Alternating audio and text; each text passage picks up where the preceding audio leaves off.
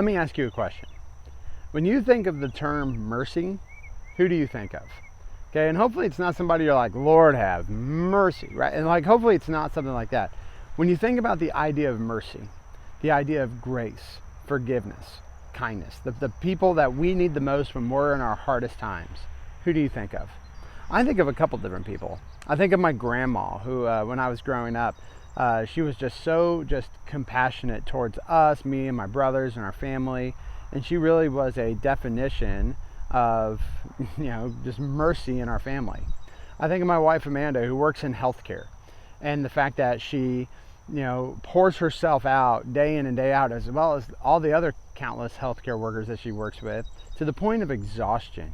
In fact, when you think about this idea of mercy, the idea that you have to be compassionate, that you have to be thinking about other people, that you have to be thinking about their needs over your own, it can be very just different from the way that we're just naturally wired. It's interesting that Jesus includes this in the Beatitudes. He says, blessed are those who are merciful. Blessed are those who are merciful. And I think that's incredibly huge, because when you think about mercy, a lot of us, we're not naturally merciful. If somebody's going through a tough time and they got themselves there, we oftentimes we're like, they dug themselves in the hole, they can dig themselves out. Or if you think about just people who are going through a tough time, we're like, hey, send in my thoughts and prayers, right? But it's kind of our way of just kind of pushing them off. Very rarely do we ever find ourselves getting into the muck, getting into it to really just be that merciful person in somebody's life. So it's interesting that Jesus says, blessed are those who are merciful. Why? For they will be shown mercy.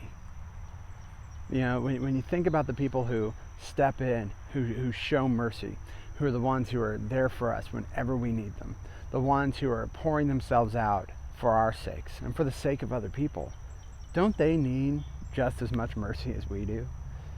You see, God says, blessed are those who are merciful, for they will receive mercy. And I know that right now, with just the way that the world is, we have a lot of merciful people who have completely emptied themselves out.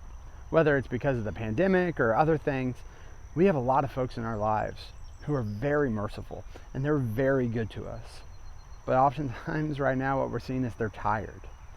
And I think they're the ones who need the mercy. So let's talk about this for a second. What does it mean for you to be merciful? How would you define mercy? How would you define what it means to be merciful? Would you say you're on a scale of 1 to 10, not merciful to very merciful? Where do you line in on that scale? I'm not the most merciful person ever.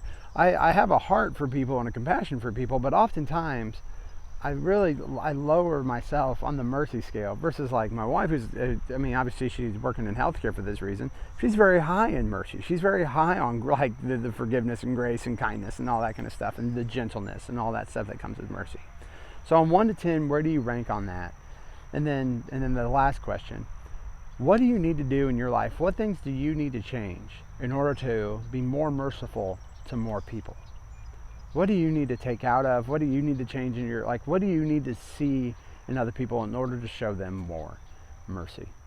I'm so glad that you guys have tuned in this week. I hope that you guys continue to follow us as we continue our series through the Beatitudes.